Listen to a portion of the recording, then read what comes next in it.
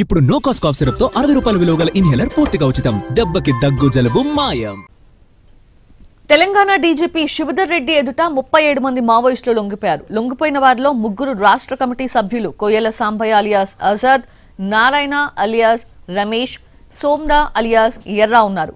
మిగతా 34 మంది మావోయిస్టులంతా ఛత్తీస్గఢ్ కు చెందినవారు. లొంగిపోయిన వారిలో 3 డివిజనల్ కమిటీ సభ్యులు, 9 మంది ప్రాంతీయ కమిటీ సభ్యులు, 22 మంది దళ సభ్యులు ఉన్నారు. సీఎం రేవంత్ రెడ్డి ఇచ్చిన పిలుపు మేరకు వీరంతా జనజీవన స్రవంతిలో కలిసేందుకు ముందుకొచ్చినట్లు డీజీపీ వెల్లడించారు. లొంగిపోయిన వారంతా ఆయుధాలను కూడా అప్పగించినట్లు తెలిపారు. 37 మందికి తక్షణ సాయం కింద ఒక్కొక్కరికి 25,000 రూపాయలు అందజేశారు. ఆజాద్ పై 20 లక్షలు, అపాస్ నారాయణపై 20 లక్షల రివార్డు ఉంది. వీరితో పాటు లొంగిపోయిన మావోయిస్టులందరిపై కలిపి మొత్తం 1.41 కోట్ల రివార్డు ఉంది. ఆ మొత్తాన్ని వారికే అందజేశారు. తెలంగాణకు చెందిన వారికి ప్రభుత్వ పునరావాస ప్యాకేజ్ అందిస్తామన్నారు.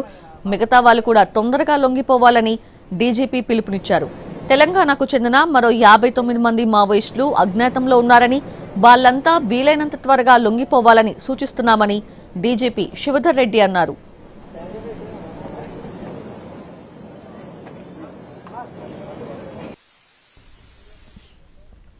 గత 11 నెలల నుంచి 465 మంది అజ్ఞాతంలో ఉన్నవారు లొంగిపోయారు. ఇంకా 59 మంది అజ్ఞాతంలోనే ఉన్నారు. అందులో 5 తెలంగాణకు చెందిన సెంట్రల్ కమిటీ మెంబర్స్ ఉన్నారు. వారిలో గణపతి, రాజురెడ్డి, దేవ్జీ, గణేష్, దామోదర్ ఉన్నారని డీజీపీ తెలిపారు.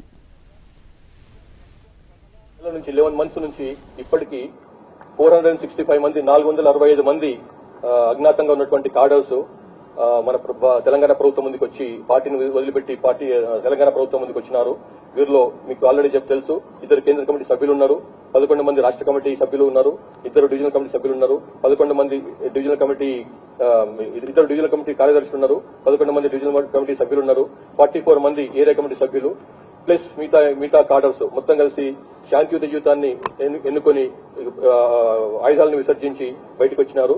ఇది మావోయిస్టులకు ఉన్నటువంటి తెలంగాణ ప్రభుత్వం అవలంబిస్తున్నటువంటి విధానానికి ఒక విజయంగా మేము భావిస్తున్నాం.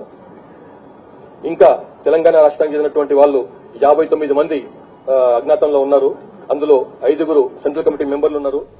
వారు ఇప్పుడున్న పరిస్థితుల్లో జనజీవన స్రవంతిలో కలవాలని మావోయిస్టు పార్టీ పిలుపునిస్తోందని ఆజాద్ అన్నారు. స్టేట్ కమిటీలో ఉన్న ఇంకా 2 అగ్రనేతలు కూడా లొంగిపోవాలని విజ్ఞప్తి చేశారు. పార్టీకి చెప్పే లొంగిపోయామని ఆజాద్ అన్నారు.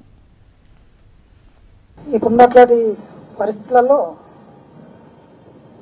కామ్రేడ్ మా స్టేట్ కమిటీకి ఉన్నటువంటి కామ్రేడ్స్ ఇప్పుడున్న పరిస్థితిని ఆలోచించి ఇటు గవర్నమెంట్ కావచ్చు, ఇటు డిపార్ట్మెంట్ కావచ్చు, జనజీవన స్రవంతిలో కలిసి పనిచేయాలని చెప్పి పిలుపునిస్తున్నది. కారణంగా మారుతున్న పరిస్థితుల్లో ఉద్యమాన్ని నడిపించడం కష్టమని దండకారణ్యం స్పెషల్ జోన్ సభ్యుడు ఎర్రా అన్నారు. ఆరోగ్య పరిస్థితులు కూడా సహకరించడం లేదని చెప్పుకొచ్చారు. మిగతా మావోయిస్టులు కూడా లొంగిపోవటం మంచిదని ఎర్రా పిలుపునిచ్చారు.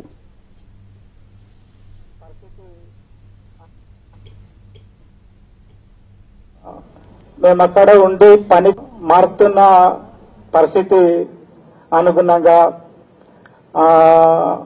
మేమక్కడ ఉండి పని చేయడం మాకు కష్టము.